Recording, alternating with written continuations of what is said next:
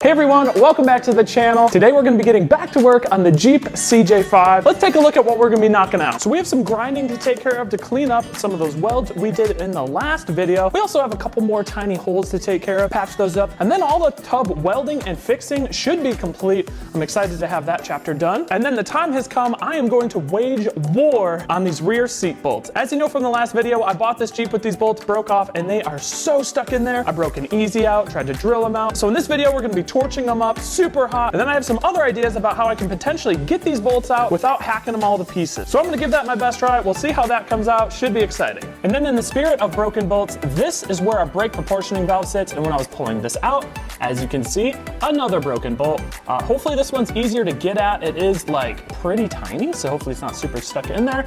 So let's get those out. That'll definitely open up the ability to come in here and clean all this up. We're gonna strip all the paint off with a stripping disc. As you can see here, there are some old patches that people seem to put in here. Not the best welding work, so we're gonna grind all that smooth. I don't need it to be perfect, but when I come back to paint this thing up, I want it to look as good as it possibly can. Now we do have a small problem. When I did all the paint work on my old Mustang in my old garage, it pretty much destroyed it. There was dust everywhere. I don't think I ever got that thing quite clean. So we're actually gonna run plastic around the entire Jeep that kind of hangs down to the floor. And then I'm gonna put a little filter and a fan in the front of the plastic underneath the Jeep. And I'm hoping all that pressure is gonna pull all the dust and nastiness through the filter. And then hopefully that'll cut down. It's probably not gonna do a perfect job, but if it at least cuts down on some of the dust and nastiness, that'll be good in my book. So yeah, some good stuff going in on the Jeep. Let's get after it.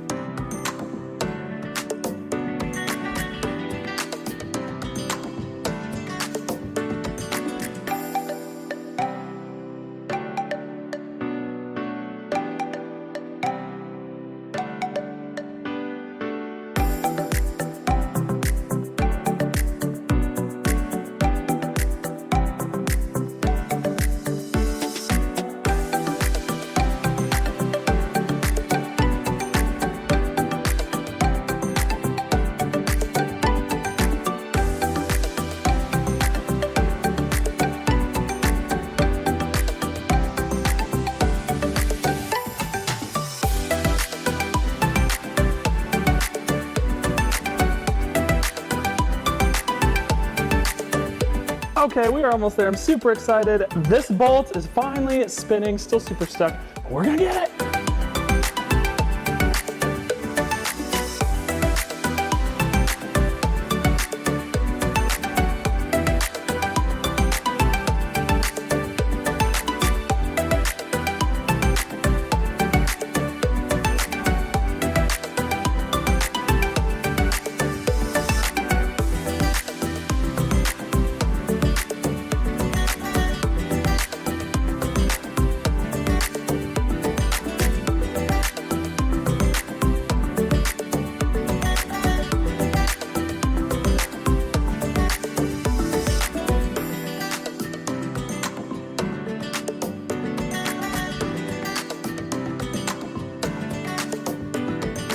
We're gonna let the garage air out a little bit. That was a lot of grinding, but it really turned out great. This side got a little wavy when I was removing the under bracket, but other than that, looking really good. This side's all ground down, so smooth, so perfect. Even the front here looks amazing. The transmission tunnel for a quick patch turned out fantastic. So at this point, I'm gonna call this, and this all done, looking good. Now we have to remove 2 more bolts and we are good to go. The bolt is broke off inside of there, so I actually need to pull that out, the whole nut and everything, and then I'm gonna try to weld it back in. Not exactly sure how to do that, but I think I have an idea.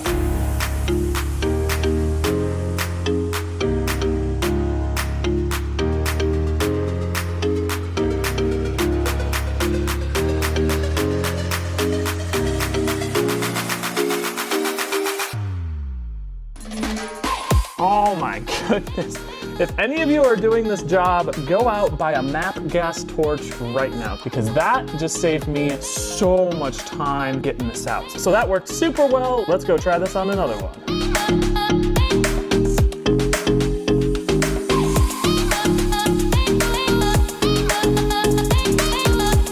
All right, everybody, this is a monumentous event. I was able to get it loose. Check this out. I never thought I'd be so happy just to see a bolt.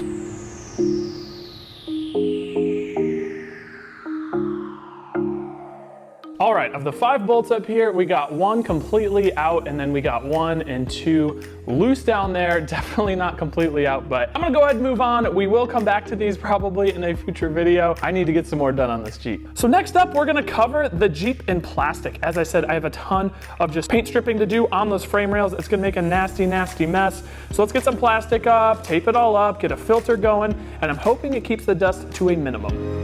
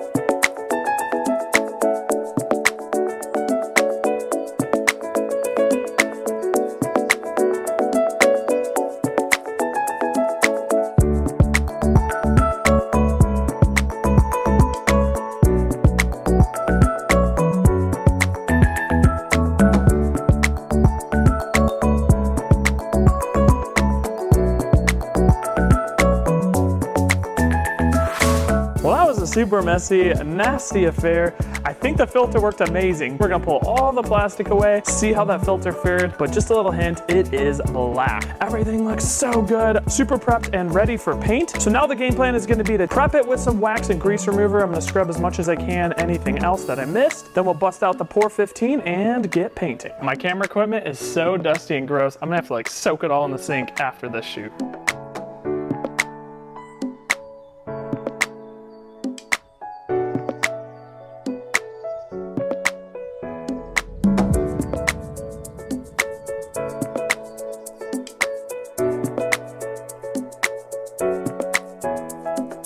Well, that was absolute carnage. Just look at all the dirt and the nasty here. I will be happy to never ever do that again. I went through a couple cutting discs here, kinked the end, and it exploded. Super sketchy. Always wear proper protective equipment. I had my glasses, mask, hearing protection, everything. I was totally fine.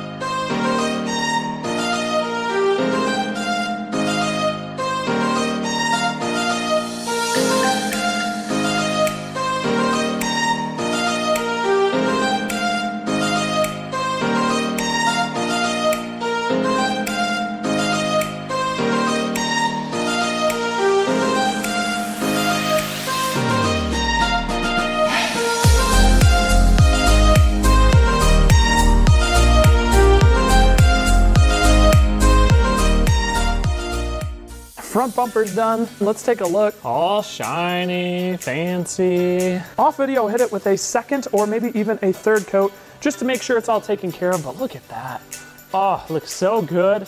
Looks practically brand new up there, but definitely so much better. I won't have to worry about rust for a very, very long time. Well, that was super dirty, super bad, but I'm glad I got it done. Next video, we'll be painting the underside of the Jeep and jumping in on brake lines and fuel lines. Man, I'm so excited to run these brake lines. I have all the original brake lines, so running the new ones alongside of them really shouldn't be too difficult. I've never done brake lines before, but I watched a few videos and I'm pumped to take care of them. Well, that's a wrap for this video. Thanks for coming along for the ride. It feels so good to have that frame painted with the first coat. We're gonna be taking care of the underside of the body and running brake lines and fuel lines in the next video. So make sure you're subscribed if you're not. Hit that like button if you enjoyed today's video. And until next time, we'll see you in the next one.